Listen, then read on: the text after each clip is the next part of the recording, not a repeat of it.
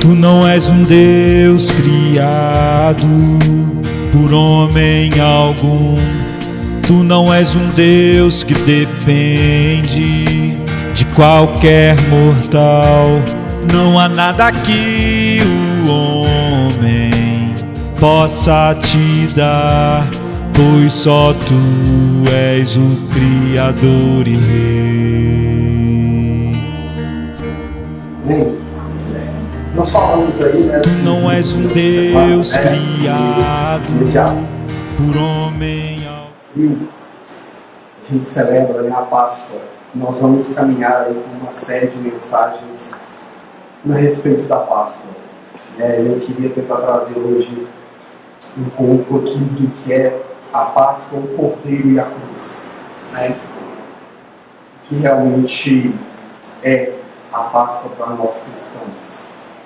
A gente tem, de forma muito cultural, né, o nosso país trata a Páscoa como chocolate coelho, né, que a gente entende, né? A gente tem essa tradição, a gente tem essa cultura que é enraizada. Nem todo mundo gosta de chocolate, a gente pode comer chocolate todo dia, em moderação, mas para nós cristãos tem um sentido muito mais especial do que um simples chocolate, um simples coelho. Eu não sei de onde tem coelhos e ovos juntos, eu não sei se coelho bota ovo. Então a gente vai tentar caminhar aí numa leitura progressiva acerca do texto do livro de Êxodo, capítulo 12. Vamos tentar caminhar aí de uma forma buscando uma exposição em cima de um trecho desse livro. Livro de Êxodo, capítulo 12. A gente tem aí um contexto por trás disso, talvez cabe a nós relembrar, né? O livro de Êxodo ele vai relatar ali a saída do povo hebreu do Egito, né? Todo mundo se recorda disso? Sim. A gente tem ali o povo hebreu sendo escravizado por quase mais de 400 anos ali, conforme Deus já tinha falado com Abraão lá em Gênesis 15:13. Deus havia falado com Abraão que ele levantaria um povo e que esse povo seria escravo de uma nação. E o povo hebreu foi escravo ali da nação do Egito ali durante 400 anos. Há historiadores que digam ali em volta de 430 anos. Então, o povo ficou ali escravo, mas já havia uma promessa que viria um libertador que iria tirar aquele povo da escravidão. E quem foi esse libertador? Moisés, né? Deus levanta do meio daquela nação egípcia Moisés, que era hebreu. Moisés se rebela contra o povo egípcio, né, e começa a liderar, né, o povo hebreu ali nessa saída da escravidão. E Moisés vai intermediar ali, depois do seu encontro com Deus ali na sarça ardente, de ser levantado, de ter uma experiência única com Deus. Moisés vai diante do faraó pedir a libertação do povo hebreu. Isso é do conhecimento de todo mundo, né, irmãos? Isso aí é bem escola bíblica, isso. Mas Deus fala com Moisés que o coração do faraó estaria endurecido, né? Estaria cheio de raiva, cheio de ódio, e que Moisés ali, sendo um canal de Deus, ele levantaria 10 pragas do Egito, né? Para mostrar, para revelar tanto para o povo hebreu, tanto para o faraó e os egípcios ali, que eles estavam diante dos deuses dos deuses, o Deus único, que era o Deus de Abraão, de Isaac e de Jacó. E nessas 10 pragas, a última praga do Egito ali, a última praga era a morte de todo primogênito. Ou seja, estava falando ali do filho de Faraó, de todo primogênito animal que residia ali, e de todos os filhos que estavam ali naquela nação, que morreria com essa praga do Egito. Deus mostrou isso para Moisés e realmente aconteceu. E foi o que aconteceu. E antes desse juízo da 10ª praga chegar, Deus vai e estabelece a celebração da Páscoa. Antes desse juízo chegar em cima da nação do Egito, antes de acontecer ali a morte de todo o primogênito, Deus manda essa celebração, institui ali naquele povo, através de Moisés, a celebração da Páscoa. Então, uma das primeiras perguntas que a gente tem na responder aqui essa noite, a gente tentar buscar, o que é essa celebração da Páscoa? Como que isso aconteceu? E por que isso aconteceu?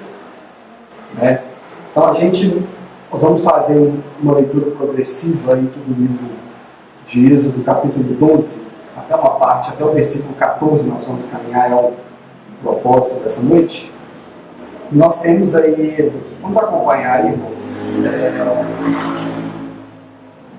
em Êxodo, capítulo 12, a partir do versículo 1. Amém? Todo mundo aí acompanhando? Então, olha só. E Deus disse a Moisés e a Arão na terra do Egito: esse mês será para vocês o principal dos meses, será o primeiro mês do ano. Olha só que interessante, por que Deus disse aí que será o primeiro mês do ano principal? Porque daí em diante a vida deles seriam marcadas. Ali estava se iniciando um novo tempo na vida do povo de Deus. A vida deles estaria começando naquele mês. Aquele mês seria um renascimento daquela nação, um renascimento daquele povo, a libertação do povo hebreu da escravidão. Então, ou seja, Deus estava mostrando para eles que a vida deles estava começando de novo. Eles estão em uma nova vida, uma nova liberdade, um novo nascimento, um novo tempo com Deus. Porque Deus iria mostrar para eles que eles seriam libertos, eles seriam livres da escravidão. Mas naquele ponto não seria somente uma escravidão física. Marcaria uma libertação da escravidão espiritual. Libertação dessa escravidão espiritual. Amém? É por isso que a Bíblia toda nos mostra que é impossível ter um relacionamento com Deus e viver de uma velha maneira. Porque toda vez que a gente tem um novo nascimento, que a gente tem um encontro com Deus genuíno, que a gente passa a viver uma nova vida, que a gente se libertou do velho homem, tudo novo se faz dali para frente. É por isso que a gente tem em 2 Coríntios 5,17 diz assim: portanto, se alguém está em Cristo, nova criação há. As coisas velhas já se passaram, eis que surgiram coisas novas. Amém? Então, ou seja, ali marcaria uma nova vida para aquele povo. O povo hebreu estava se libertando daquela escravidão. Eles estariam iniciando uma nova vida com Deus, um relacionamento totalmente íntimo com Deus de Abraão, de Isaac e de Jacó. E a partir do versículo 3, que a gente pode ler aí, vamos dar sequência, a gente vê ainda Deus instruindo a Moisés e a Arão. Fale com toda a congregação de Israel, dizendo: no dia 10 desse mês, cada um tomará para si um cordeiro segundo a casa dos pais, um cordeiro para cada família. Mas se a família for pequena para um cordeiro, então o chefe da família convidará o seu vizinho mais próximo conforme o número de pessoas. Conforme o que cada um puder comer, por aí vocês calcularão quanto serão necessários para o cordeiro. Olha só que interessante, aqui é a primeira instrução de como seria a Páscoa. De como seria a Páscoa. Deus disse que aquela Páscoa se iniciaria ali no dia 10 de cada mês. Então, ou seja, a partir do dia 10 se iniciaria essa preparação. Então, ou seja, a gente já tem ali um calendário específico da qual o povo teria que cumprir. Não seria dia 9, nem seria dia 11, nem seria dia 8. Seria no dia 10. Então, ou seja, é uma ordem específica de Deus para aquele povo cumprir aquela instrução. A segunda ordem ali é o quê? É uma demonstração para nós de comunhão. Família, vizinhos, amigos. Então, ou seja, a Páscoa deveria ser celebrada em comunhão entre família e vizinhos. O seu vizinho mais próximo, aqueles ali agregados que estão ali. Então, ou seja, a Páscoa não seria celebrada de qualquer maneira a caráter de como eles achavam que poderia ser, mas sim como Deus instruiu. Isso aqui nós vamos ver mais para frente no texto, de que seria uma ordem perpétua, seria algo para a eternidade. Eles celebrariam aquilo ali daquela maneira todo ano e assim pela vida toda. Então, ou seja, um ponto interessante aqui ainda, que ele diz uma outra instrução: separariam um cordeiro para celebrar aquela Páscoa. Então, ou seja, haveria um sacrifício de um cordeiro ali. Um ponto que interessante para nós, em um contexto mais aprofundado, se a gente pegar a palavra ali que estava apontando para a vida do cordeiro ali, é uma palavra do hebraico, que ela chama Sé. Ela é escrita C-S-E-H. Essa palavra estava dando o direcionamento para o cordeiro, que não poderia ser qualquer cordeiro, teria que ser um filhote de no máximo 1 ano de vida. Ou seja, teria que ser um cordeiro novo, né, de no máximo 1 ano. E um dado histórico aqui que é legal para a gente saber, quando ele diz aqui para olhar o número de pessoas que comeriam aquele cordeiro, normalmente ali na cultura do povo hebreu, os historiadores dizem que era um número entre 10 e 12 pessoas por cada cordeiro. Então, ou seja, uma família que tinha o pai, a mãe e alguns filhos teria que convidar mais pessoas até inteirar o número ali de 10 ou 12 pessoas. Isso é um dado histórico que a gente tem, que nas escrituras não apontam para isso, é algo cultural. Então, ou seja, a primeira instrução seria, no dia 10, separar um cordeiro filhote de até 1 ano, né? Chamar a sua família e os seus vizinhos mais próximos ali, em torno de 10 a 12 pessoas. E ali eles celebrariam aquela Páscoa. Então, seria algo bem íntimo, de comunhão, algo bem familiar. Amém? Tá claro, né? Agora, o mais importante para nós aqui, que a gente acha, a gente vê aqui no versículo 5. Olha que interessante. Ele vai falar: o cordeiro será sem defeito, macho de 1 ano, podendo ser um cabrito. Então, ou seja, a gente tem aí a primeira instrução acerca do cordeiro. Então, ou seja, seria um cordeiro sem mancha, em perfeito estado. Por quê? Porque poderia ter ali naquele rebanho um cordeiro que nasceu com alguma deficiência, que estava machucado, né? Uma pata, um olho, uma orelha, machucado, alguma coisa, e Deus falou: não. não quero esse cordeiro defeituoso, eu quero um cordeiro perfeito, um cordeiro sem mancha. Nós vamos ver nas Escrituras a palavra de um cordeiro sem mácula, aonde aponta diretamente para Cristo, que é onde a gente vai chegar. Um cordeiro sem pecado. Então, ou seja, teria de ser um cordeiro macho, né, de humano e perfeito. É impossível para nós olharmos as Escrituras e imaginarmos um cordeiro perfeito, sem mancha e sem mácula, e não lembrar de Cristo. É impossível para nós. O texto vai apontar para isso, mas a gente já sabe que esses eram os requisitos para o sacrifício.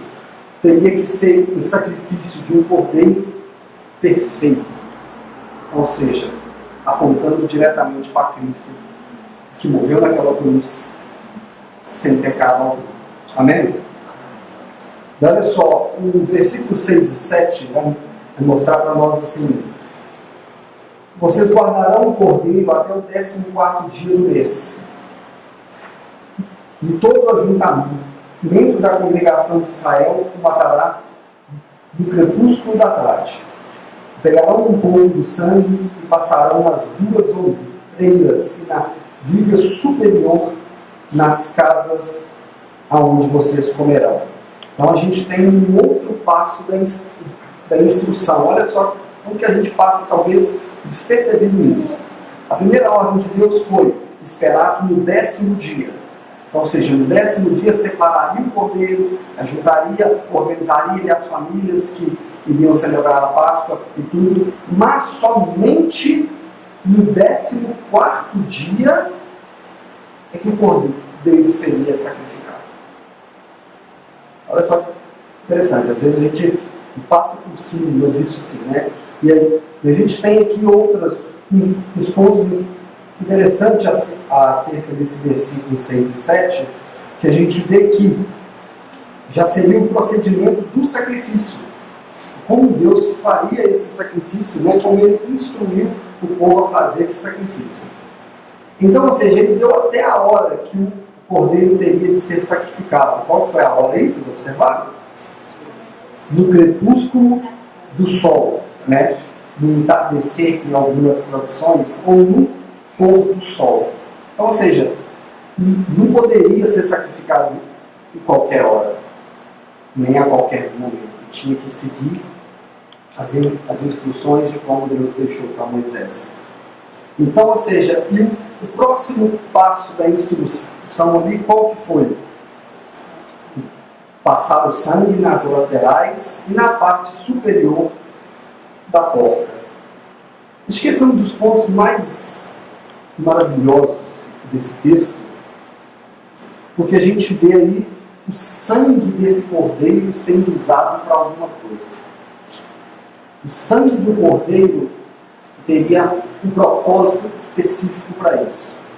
E alguns estudiosos, né, os historiadores, dizem um negócio bem interessante, que o movimento de se passar o sangue nas laterais da porta e na parte superior, se a gente observar, formaria uma cruz vertical e horizontal, ou seja, aponta mais uma vez para Cristo. A gente não tem isso explicitamente nas Escrituras, mas a gente vê que esse movimento vertical e horizontal aponta para o sangue naquela cruz, mais uma vez apontando para Cristo. Então, ou seja, olha só o que diz Hebreus, no capítulo 9, versículo 22, diz assim: de fato, segundo a lei, quase todas as coisas são purificadas com sangue, e sem o derramamento de sangue não há remissão. Então, ou seja, teria de ter um derramamento de sangue para ter alguma purificação de alguma coisa. O sangue teria de ser derramado para alguém ser purificado. O sangue de alguém pagaria, purificaria, daria uma nova vida para alguém. Então, ou seja, o sangue tem esse simbolismo, esse sinal. Em Levíticos 17:11 diz assim: porque a vida da carne está no sangue, e eu tenho dado a vocês sobre o altar para fazer expiação pela vida de vocês, porque o sangue fará expiação pela vida. Ou seja, o sangue pagaria pelos pecados, pela vida de alguém. Naquele contexto da Páscoa, o sangue estaria comprando a libertação daquele povo hebreu. Isso é maravilhoso, né? Eu acho isso assim esplêndido. E não há como a gente olhar para esse sangue do Cordeiro derramado e não olhar para Cristo naquela cruz. Se em algum momento a gente olhar para a Páscoa e não imaginar Cristo sendo crucificado, o sentido da Páscoa é vazio para nós. Em Atos 20:28 diz assim: cuidem de vocês mesmos e todo o rebanho no qual o Espírito Santo os colocou como bispo para pastorearem a igreja de Deus, a qual ele comprou e pagou com o seu próprio sangue. Em Efésios, capítulo 1, versículos 7 e 8, diz assim: nele temos a redenção por meio do sangue, o perdão dos nossos pecados, de acordo com as riquezas da graça de Deus que ele derramou sobre nós com toda a sabedoria e entendimento. O sangue daquele cordeiro que seria sacrificado, o sangue daquele cordeiro que celebraria aquela Páscoa, que foi uma instrução de Deus, aquele povo, marcaria a saída deles da escravidão. O sangue de Cristo marcou a nossa saída da escravidão do pecado. É impossível não olhar para a Páscoa e não enxergar Cristo. Não há outro sentido para nós cristãos de nós celebrarmos a Páscoa que não seja Cristo crucificado. A partir do versículo 8, acompanha comigo, por gentileza. Naquela noite comerão a carne assada no fogo com os pães sem fermentos e as ervas amargas. Não comam do animal nada cru, nem cozido em água, porém assado ao fogo, a cabeça, as pernas e as vísceras. Não deixe nada do cordeiro até pela manhã. O que, porém, ficar pela manhã, queimem. E assim vocês devem comê-lo, já prontos para viajar, com as sandálias nos pés, o cajado na mão. Como depressa é a Páscoa do Senhor. Aqui Deus já está dando assim, uma instrução final para nós. Uma instrução para aquele povo, mostrando, né, como que eles deveriam fazer. Eles deveriam comer a carne assada, né, junto com os pães sem fermento e com ervas amargas. Eles não deveriam comer nada cru, nem cozido em água, mas assado no fogo. E assar tudo: cabeça, pernas e vísceras, ou seja, todas as partes do cordeiro. E uma outra instrução: vocês não devem deixar nada para amanhã. Se sobrar alguma coisa, queimem. Ou seja, não era para levar nada. Não podia guardar nada.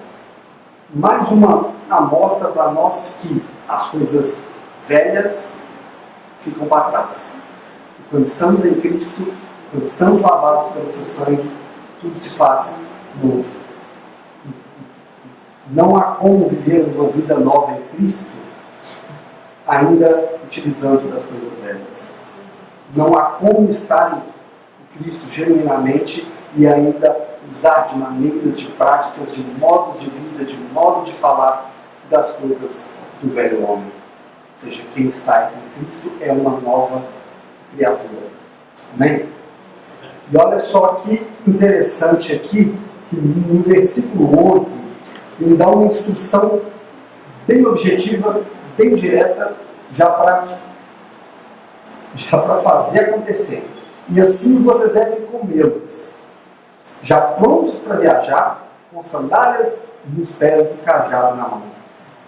A gente tem aqui algumas ordens, talvez em alguma outra outra tradução está um pouco diferente. Talvez ele vai falar com longos cingidos, ou seja, já o cinto no lugar, vestido com uma roupa para sair do Egito. Sandálias nos pés, mostrando que eles iriam caminhar, mostrando que eles iriam para um outro terreno, que eles poderiam passar por coisas difíceis. E com cajado na mão. O cajado significaria apoio e proteção. Então, ou seja, Deus está dando uma instrução ali para eles realizarem a Páscoa, comer o cordeiro em família, naquele ambiente, mas já prontos para sair daí. E olha só, no versículo 12, a gente vê assim: porque naquela noite passarei pela terra do Egito e matarei na terra do Egito todos os primogênitos, tanto das pessoas como dos animais, e executarei o juízo sobre todos os deuses do Egito. Eu sou o Senhor.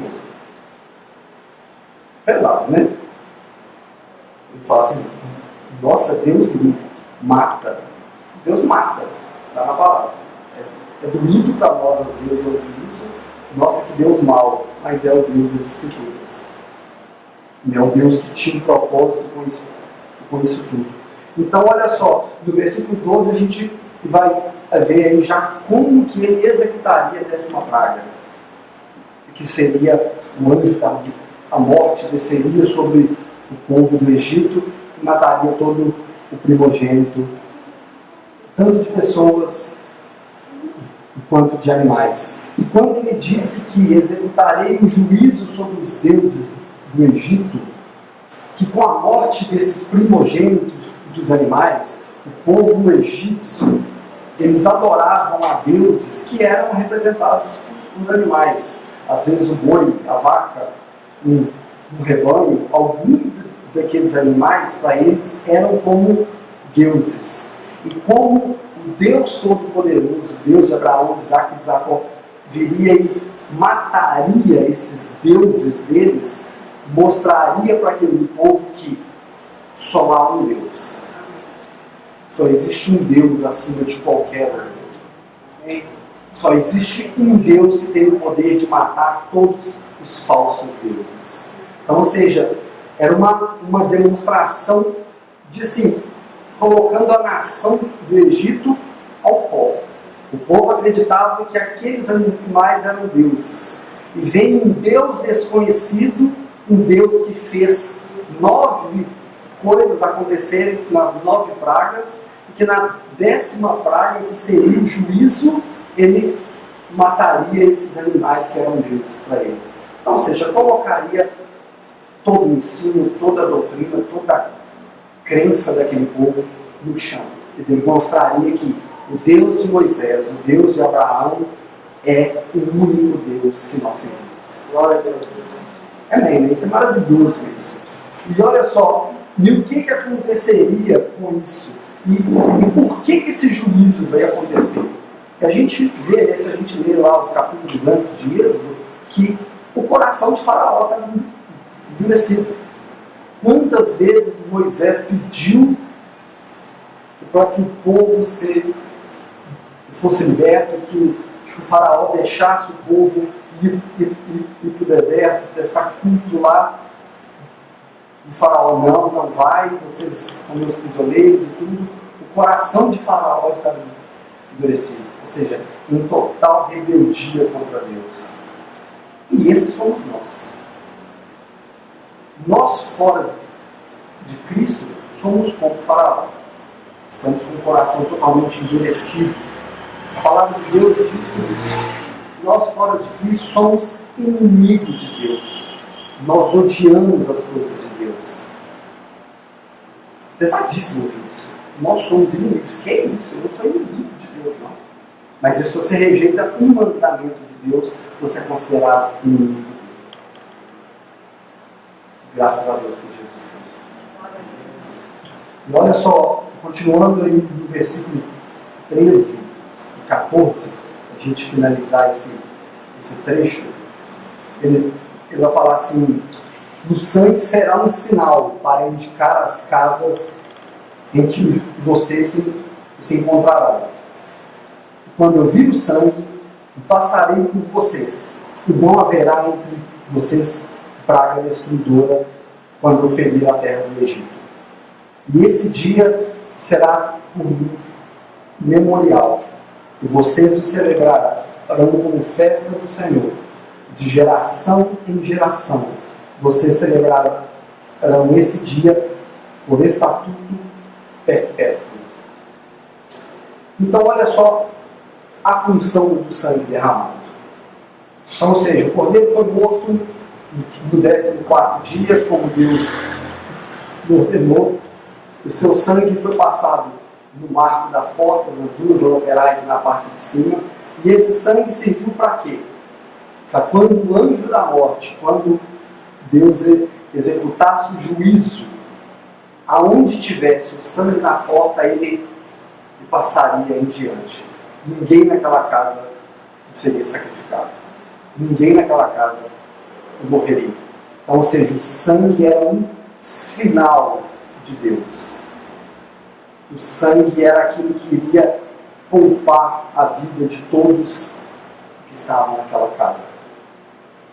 Então Deus olharia para aquela porta e via aquele sangue e passaria. Teria uma passagem ali direto. Isso é a Páscoa. A palavra Páscoa significa passagem. Porque passou. O anjo da morte passou direto naquela casa e não executou o seu juízo ali. E como que isso afeta a nossa vida hoje? Como que isso é celebrado por nós hoje?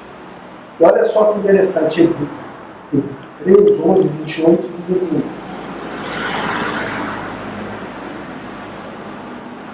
pela fé, Moisés celebrou a Páscoa e fez aspersão do sangue, para que o destruidor não tocasse os filhos mais velhos dos israelitas. Levítico 23 diz assim: essas são as festas fixas do Senhor, as reuniões sagradas que você celebrarão no tempo devido. A Páscoa do Senhor começa ao entardecer, e no 14º dia do primeiro mês.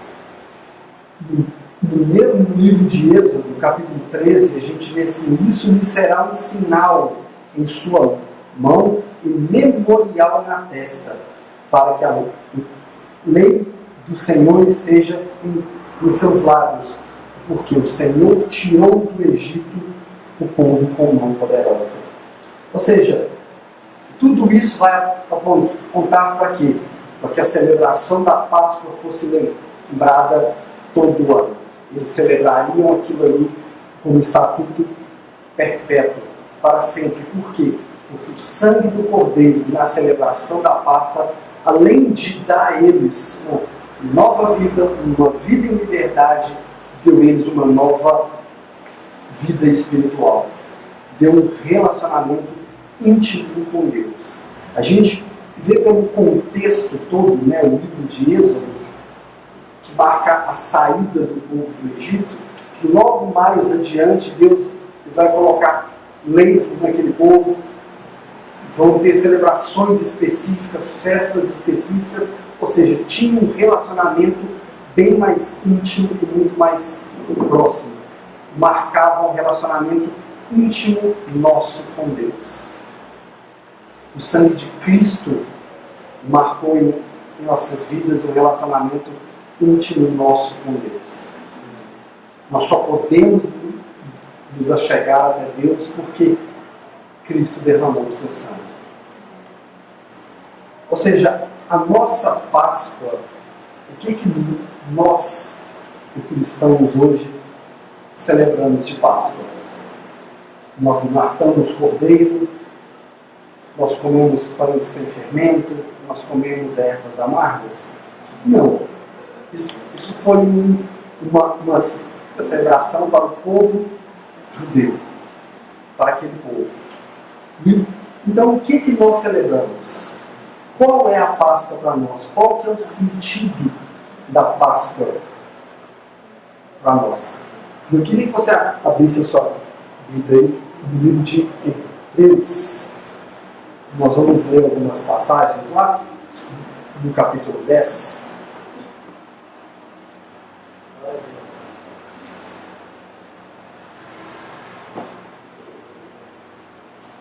Amém? Todo mundo? Lá no livro de Hebreus, no capítulo 10, no versículo 1, a gente tem assim: a lei traz apenas uma sombra dos benefícios que hão de vir, e não a realidade dos mesmos. Por isso ela não consegue, mediante aos mesmos sacrifícios repetidos ano após ano, aperfeiçoar aqueles que se aproximam para adorar. Nós sabemos que lá no contexto, logo após a saída do povo do deserto, o povo que caminhou por anos e anos até chegar à terra prometida, Deus nos instruiu que os sacerdotes celebrariam sacrifícios de ano após ano para expiar os pecados do povo. O sacrifício daqueles cordeiros, daquele gado, pagaria pelos pecados do povo. Mas esse sacrifício era repetido ano após ano, porque o sangue daqueles animais não eram capazes de purificar aquele povo. Aquilo era um simbolismo do que havia de vir. Aquilo apontava para o sacrifício de Cristo na cruz. E como nós acabamos de ler aqui em Hebreus 10:1, diante aos mesmos sacrifícios que eram repetidos ano após anos, aperfeiçoar aqueles que se aproximavam para adorar. O sangue daqueles animais não purificava a vida de ninguém que chegava diante de Deus. O sangue daqueles animais não podia santificar ninguém na chegar diante de Deus. Mas olha só ainda no texto de Hebreus, o versículo 5. Por isso, quando Cristo veio ao mundo e disse: sacrifício e oferta não quiseste, mas um corpo me preparaste. Pelo cumprimento dessa vontade, somos santificados por meio do sacrifício e do corpo de Jesus Cristo, oferecido uma vez por todas. Amém. A partir do versículo 10, olha aí de novo, do 10 até o 14. Dia após dia, todo sacerdote apresentava-se e exerce os seus deveres religiosos repetidamente a oferecer os mesmos sacrifícios que nunca podem remover os pecados. Mas quando esse sacerdote acabou de oferecer para sempre um único sacrifício pelos seus pecados, assentou-se à direita de Deus. Daí em diante, esse está esperando até que os seus inimigos sejam colocados como estrado dos seus pés. Porque por meio de um único sacrifício, ele aperfeiçoou para sempre todos os que estão sendo santificados. Glória a Deus por isso, né? Então, olha só, os sacrifícios dos sacerdotes eram de ano após ano para pagar pelos pecados do povo. Mas Cristo se ofereceu como sacrifício uma vez por todas e pagou os pecados de todos. Um sacrifício por todos os pecados. Essa é a nossa Páscoa. É isso que nós cristãos celebramos na Páscoa. Cristo crucificado, pagando uma vez por todas, por toda a eternidade, os nossos pecados, nos dando acesso até Deus, permitindo que nós tenhamos uma relação íntima com Ele. Nós sabemos que quando Cristo morreu naquela cruz, o véu do tabernáculo se abriu, deu livre acesso ao Santo dos Santos. Nós temos acesso total a Deus. O sangue de Cristo permitiu isso para nós. E essa é a Páscoa que celebramos. Cristo crucificado, derramando seu sangue, pagando pelos nossos pecados. Cordeiro foi morto uma vez por todas. E por que a gente tem hoje, a gente vê, né, na igreja brasileira, a gente vê aí no mundo, pessoas querendo fazer ritos e mais ritos, fazendo promessas, fazendo campanhas, fazendo quebra de maldição de não sei o que, é sal grosso, é água do não sei das plantas, é rosa ungida de não sei o que lá, e para alcançar esse sacrifício. Qualquer coisa que não esteja centrada na mensagem do Evangelho diminui Cristo naquela cruz. Qualquer coisa que não está escrito nesse livro que Deus revelou para nós afasta-nos do verdadeiro sacrifício de Cristo. Sacrifício esse celebrado uma vez por todas. Uma única vez. O mais impressionante é maravilhoso isso. Quando nós lemos lá em Apocalipse 13:8 que o Cordeiro foi morto antes da fundação do mundo.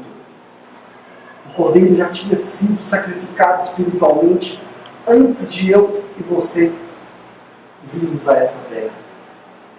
Antes de Deus criar tudo que existe hoje, já existia um propósito maior e o Cordeiro já tinha sido sacrificado.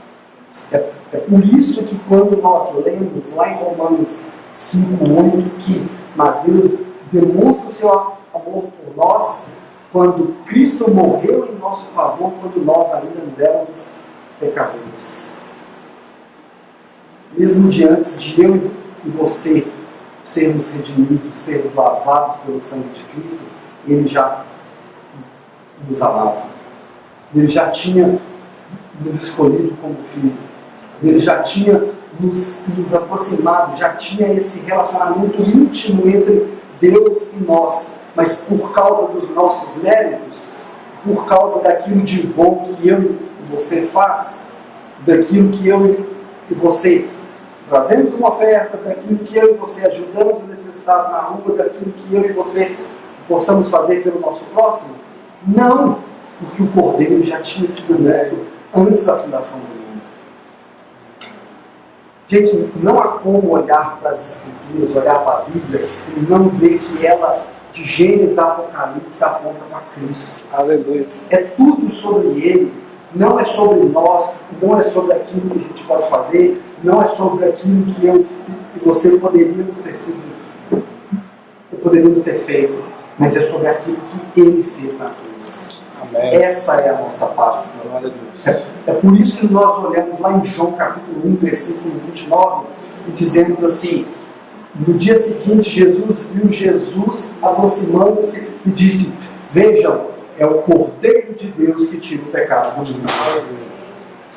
A promessa de que o Cordeiro viria para pagar pelos nossos pecados, que o Messias, o libertador, viria nos libertar dessa escravidão espiritual que é o pecado, estava apontando para Cristo. Páscoa significa salvação, e salvação aquele que crê.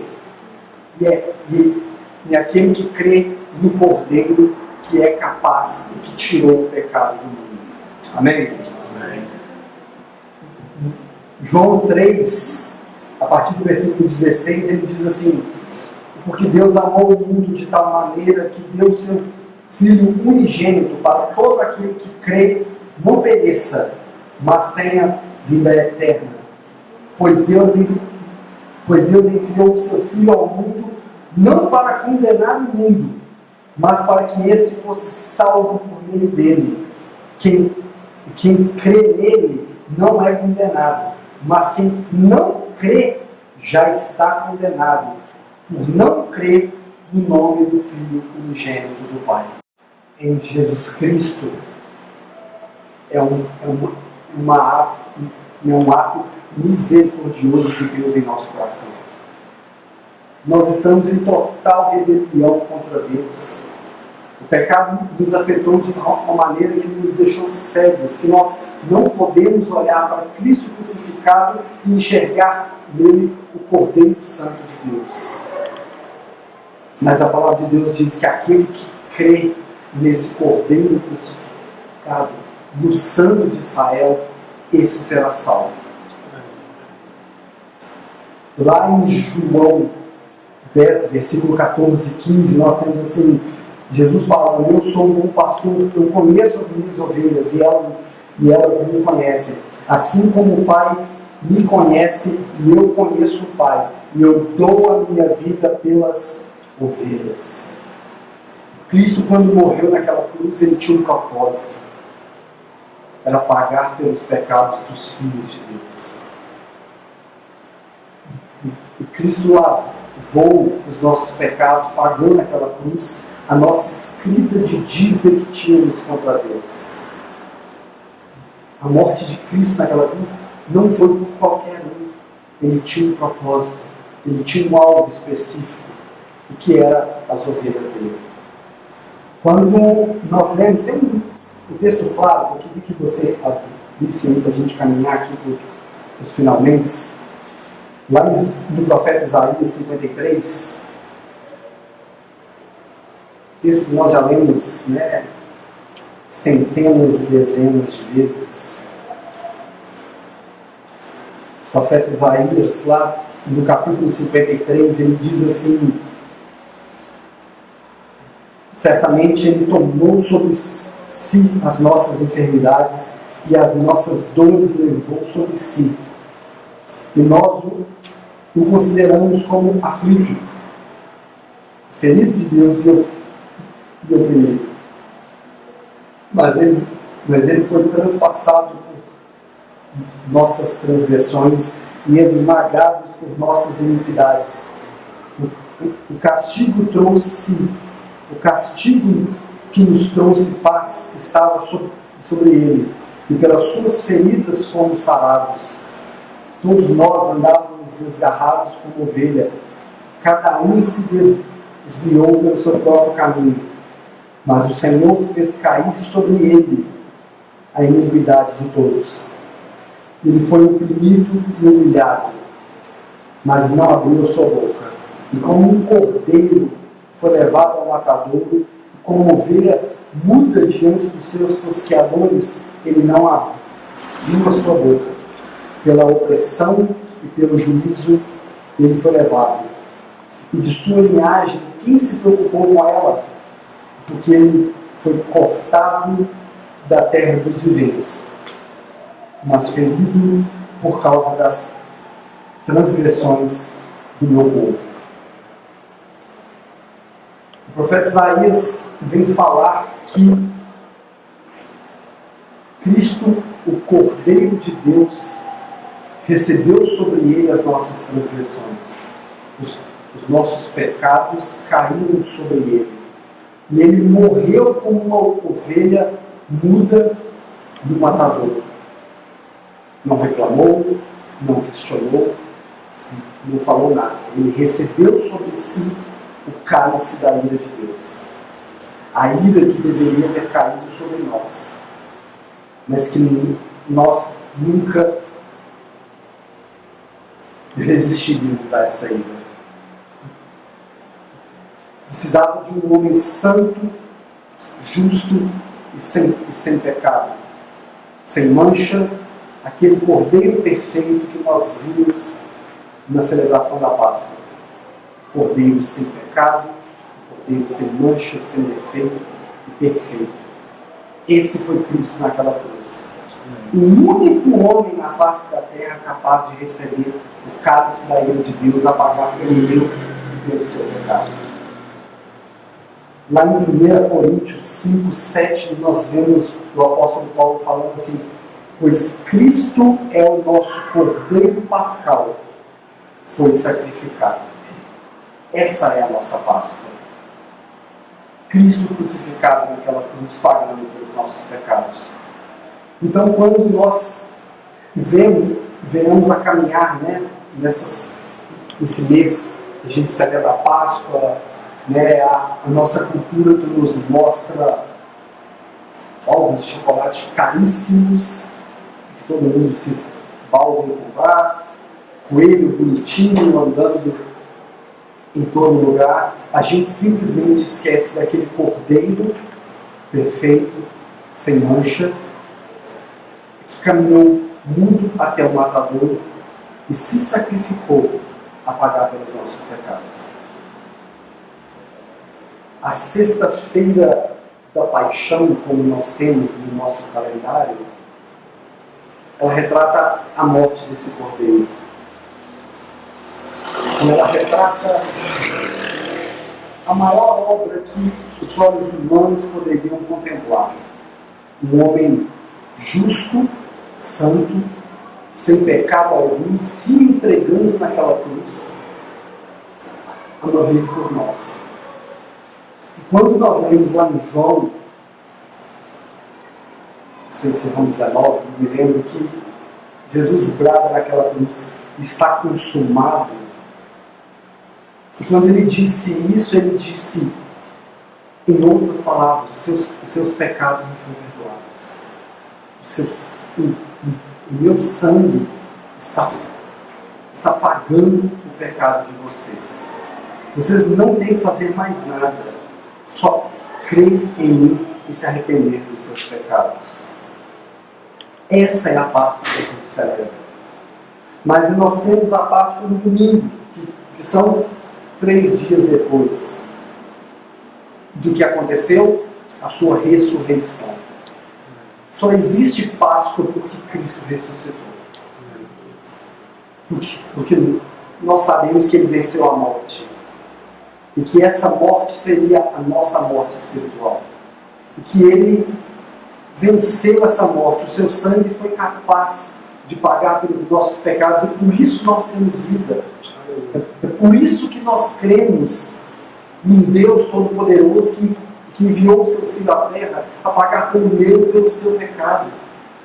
E que nós só temos acesso verdadeiro a Deus se nós cremos nessa obra de Cristo na cruz. Essa é a nossa Páscoa. É Cristo ressurreto. Ele vencendo a morte ao terceiro dia, criando um escândalo para aquele povo judeu, para o povo que não acreditava nunca que alguém poderia ressuscitar. Mas ele ressuscitou, ele venceu a morte, ele pagou pelos meus e pelos seus pecados. É isso que nós celebramos no domingo da Páscoa. Quando nós lemos lá em 1 Pedro, capítulo 1, versículo 18 a 20, a gente vê assim: pois você sabe que não foi por meio de coisas perecíveis como ouro ou prata que vocês foram redimidos da sua maneira vazia de viver, que lhe foi transmitida pelos seus antepassados, mas pelo valoroso sangue de Cristo, que como um cordeiro sem mancha e sem defeito, conhecido antes da criação do mundo, foi revelado nos últimos tempos em favor de vocês. Por que nós temos a certeza da nossa salvação? Porque ela foi paga por uma coisa que não se pode perder, que é o sangue de Cristo. Por que nós depositamos a nossa esperança em Deus, em Cristo na rocha eterna, como é a palavra, como nós lemos aqui no Salmo 40 no início?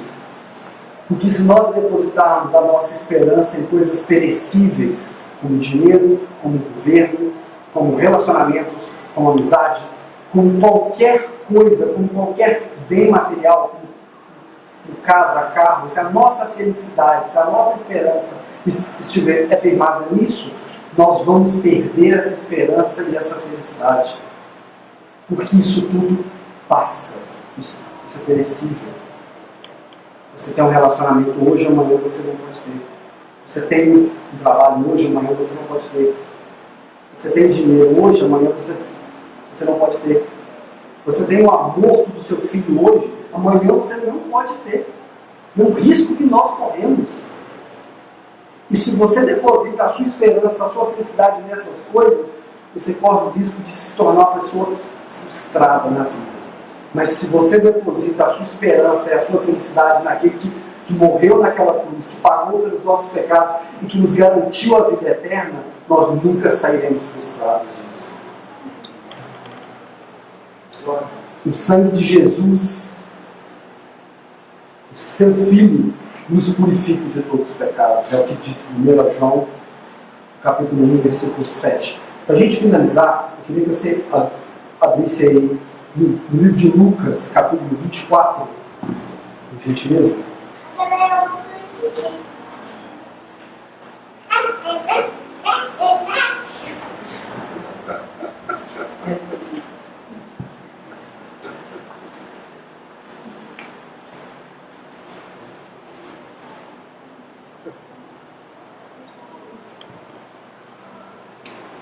Livro de Lucas, capítulo 24, a partir do versículo 1, ele diz assim: mas no primeiro dia da semana, alta da madrugada, as mulheres foram ao túmulo levando óleos aromáticos que haviam preparado.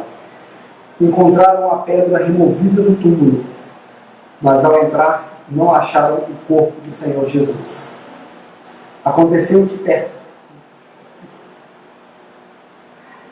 perplexas a respeito disso, apareceram-lhes 2 homens com roupas que reluziam. Estando elas com muito medo, baixando os olhos para o chão, disseram: por que vocês estão procurando aquele que não está entre mais os mortos e que vive? Ele não está aqui, mas ressuscitou. Lembre-se do que ele falou a vocês, estando ainda na Galileia. É necessário que o Filho do Homem se entregue nas mãos dos pecadores, seja crucificado e ressuscite ao 3º dia. Então elas se lembraram das palavras de Jesus. Amém? A ressurreição de Cristo é a nossa Páscoa. E quando nós olhamos para esse Cristo que morreu naquela cruz e que pagou pelos nossos pecados e que venceu a morte, é esse Cristo que vive e reina para sempre o que deve ser celebrado no domingo. É esse Cristo que é o único caminho, que é a verdade, que é a vida, que Ele mesmo diz que ninguém vai ao Pai a não ser por Ele, é que nós celebramos. Não é coelho, não é chocolate, não é nada disso. É o Cordeiro Santo de Deus, que vive e reina para sempre, que venceu a morte e que derramou o seu sangue. Esse é o Deus a quem servimos. Esse é o Deus em quem depositamos a nossa fé. E essa é a nossa Páscoa. Amém? Feche seus olhos por um instante. Deus Pai Todo-Poderoso, nós te louvamos, Senhor. Nós estamos mais uma vez, Pai, diante da Tua Palavra. Nós somos exortados, nós aprendemos, e nós ouvimos a pura e única verdade de Deus. Nós te clamamos, Pai, que o Espírito Santo possa morar em nós. E que o Senhor avive, testifique, nos convença realmente de poder pagar os nossos pecados. Reinando tu estás, controlas tudo, Pai, imutável, soberano, perfeito, onisciente, és santo, és justo, Deus trino, quero cantar. Tu somente és Deus, do início não tens, trono estás, Senhor, eterno é o teu saber, e eu sei, em dias claros ou não, reinando tu estás, controlas tudo, Pai, imutável, soberano, perfeito, onisciente. em ti